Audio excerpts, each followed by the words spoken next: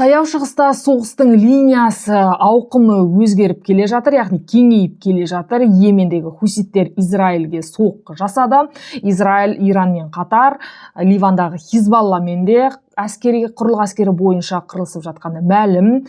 Трамп та біресе Иранды жеңдік деді, біресе келісімге келіп жатырмыз, енді біресе Ормұз бұғазы әнеміне Трамп бұғазы болып аталуы мүмкін. Яғни Трамптың мәлімдемесі мың түрлі.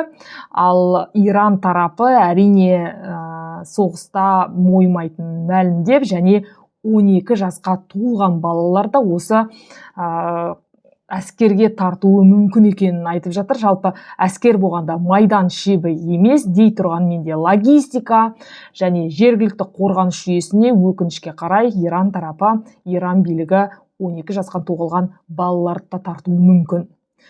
Осы және басқа да жаңалықтарды бүгін мен шығарылымда толықтырып айтып беруге тырысамын. Армысыздар ағайын, сәлем достар. Есімім Аида Қыдырбай. Арнама қош келдіңіздер, комментарий жазыңыздар. Бір ауыз болса да пікірлеріңізді білдіріңіздер. Бұл YouTube-тың алгоритмі бойынша ана тілдегі, қазақ тілдегі ақпараттың алға қарай жылжуына мол септігін тигізеді. Және сіздердің осылай қолдауларыңыз, әр жазбаларыңызды мен жеке оқимын, үлкен алғысымды білдіре кеткім келеді. Сонымен таяу шығыстағы соғыстың линиясы өзгеруде, жаңа фронттар ашылуда. Йемендегі хуситтер Израильге соққы жасады, бірақ Израильдің қарулық әлеуеті өте үлкен. Оның алдында Иранмен 12 күндік соғысы бар, Газадағы қырғын бар, және қазіргі күні Иранды да атқылап жатыр, және Йемендегі хуситтер Израильге де соққы ашқан көрінеді, бірақ Израильдің ресми мәліметі бойынша бәріне төтеп бере алады, бәріне қаруы жеткілікті, және Израильдің қаруы әлемдегі ең мықты. Бірқатар мемлекеттер, оның ішінде Германия, жалпы Израильдің қаруына 10 жылдап кезекте тұра алады. Сондықтан кезекте тұрып жүр деп айтсақ болады. Өйткені қаруы мықты, әсіресе әуе қорғаныс жүйесінде біздің қаруға жететіні жоқ деп Израильдің мақтанатын. Сондықтан, бірақ Иран тарапы да ақш-тың, Трамптың қайта-қайта бізге жалынып отыр, келісім сұрап отыр деген мәлімдемелердің бәрін жоққа шығарды. Және ақш-тың барлауы бойынша Иранның ракеталық әлеуеті, зымырандық әлеуеті өте үлкен. Бүгінгі күнге дейін бір айлық соғыста оның тек 3-тен 1-ін ғана қолданып үлгерген. Сондықтан 10 мыңға жуық ақш-тың құрлық әскері таяу шығысқа қарай тартылып жатыр. Бәлкім Трамп шынымен де осы құрлықтағы әскерді бастап жіберуі әбден мүмкін.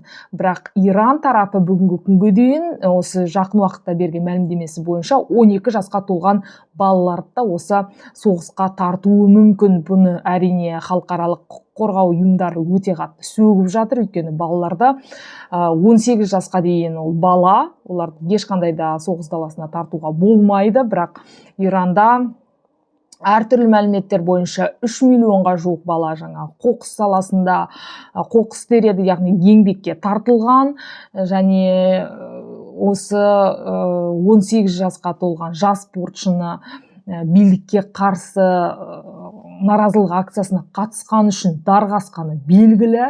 Және жалпы бейресми мәліметтер бойынша билікке қарсы білесіздер, үлкен акциялар өткен еді. Соңға әртүрлі мәліметтер бойынша 50 мыңға жуық адамын Иран билігі қырып салғаны мәлім. Яғни қазіргі күні соғыста, қазіргі күні ақш-пен үлкен, батыспен үлкен соғыста, олар тікелей жаңағы біздің мемлекетімізге қауіп төндіріп отыр. Сондықтан да осы балаларды да 12 жасқа толған балаларды да осы тікелей соғысқа тартуы мүмкін екені айтылып жатыр. Яғни бақылау бекеттерінде посттарда тұру, патруль жасау және логистика зат тарату, көмек көрсетуге де осы жас балақайлар тартылуы мүмкін. Бұл өте өкінішті, өйткені баланың жастық шағы, балалық шағы болу керек, бірақ енді біз оны алыста отырып Иранға ақыл айта алмайсың. Оның өз билігі өзіне, өзінің тәжірибесі өзіне, өзінің құқығы өзіне. Мысалы,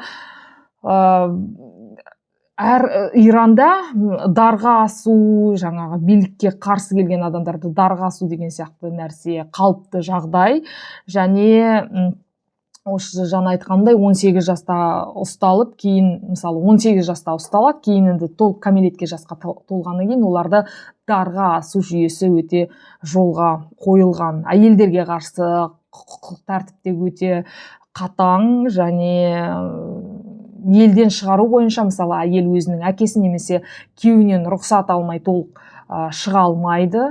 Бірақ бір жағдайда айта кеткен жөн, әрине қазіргі күні Израиль тарапы болсын, ақш тарапы болсын, Иранды барынша айыптау үшін пропаганданы толық қолдану қатты жүріп жатыр. Сол сияқты Иранда батысқа қарсы, Израильге қарсы қатты пропаганданы осы жалпы пропаганданы елдің ішінде өте қатты қолданады. Енді соғыс болғаннан кейін тек қана соғыс майданда ғана жүрмейді. Ол негізі ақпараттық соғыстың да жүріп жатқан дәурені осы. Мысалы, мен Украина Ресей арасындағы соғысты да түсіріп жүрген және осы соғысты айтып жүрген адам ретінде, осы пропаганданың бір бөлігі де соғыстың ең мықты құралы. Яғни қарапайым журналистер де осы соғысқа тікелей себепкер деп ойлаймын.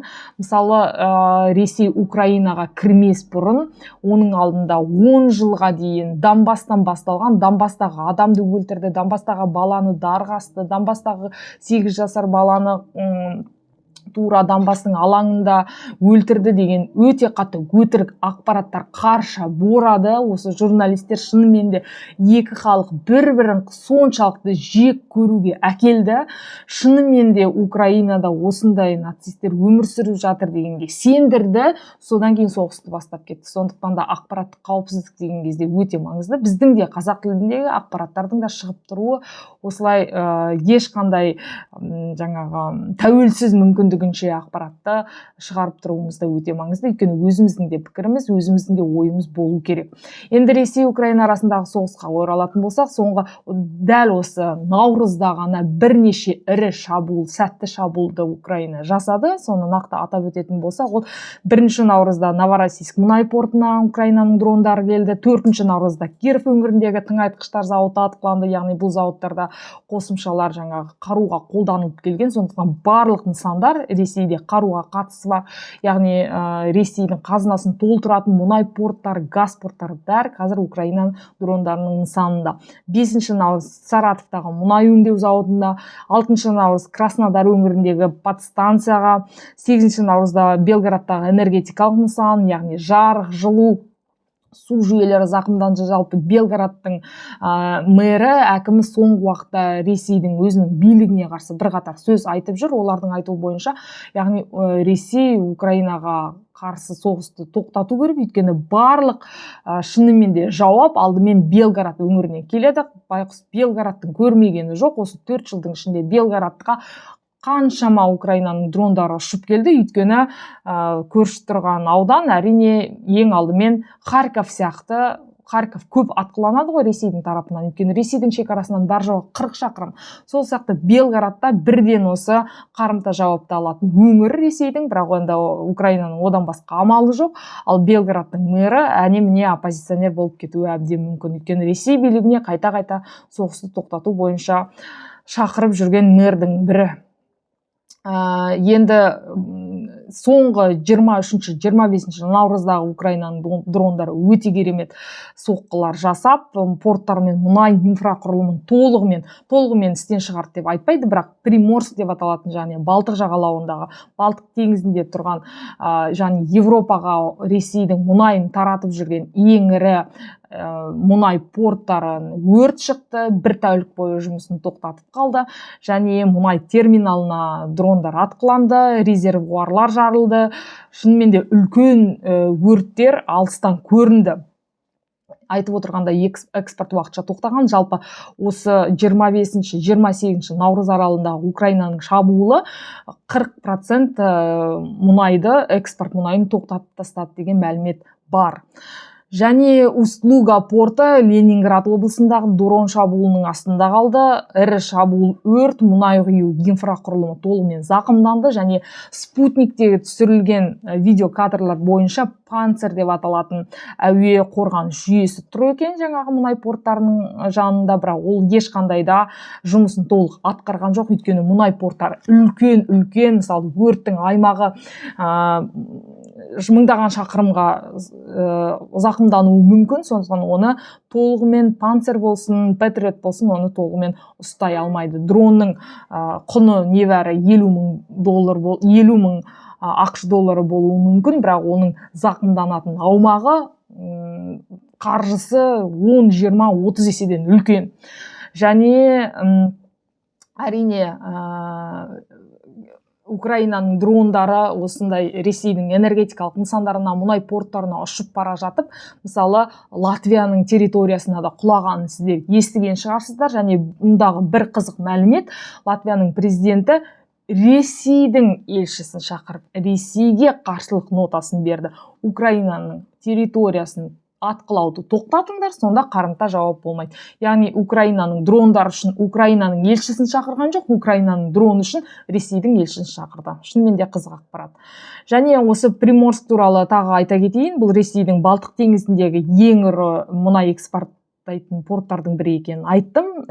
Және бұл жылына 60-65 миллион мұнай тонна мұнайды өндіреді, және оның тәулігіне бір және 1,5 миллион тонна, яғни оның тоқтап қалуы әрине Ресейдің қаржысына мол шығын әкелетіні анық. Бірақ Иран-Израиль ақш арасындағы соғыс дәл қазір Ресейдің қаржысын қампайтып тұр, қаржылық қорын, өйткені осы Ормұз бұғазының жабылуына байланысты тек қана мамыр айында 45 миллиард доллар көлемінде Ресейге пайда келгенін айтады. Егер соғыс әрі қарай жалғасатын болса, бұл сан 250 миллиард ақш долларына дейін жетуі мүмкін екенін айтады сарапшылар. Өйткені санкция алынды және 15 сәуірде Европарламент, Еврокомиссия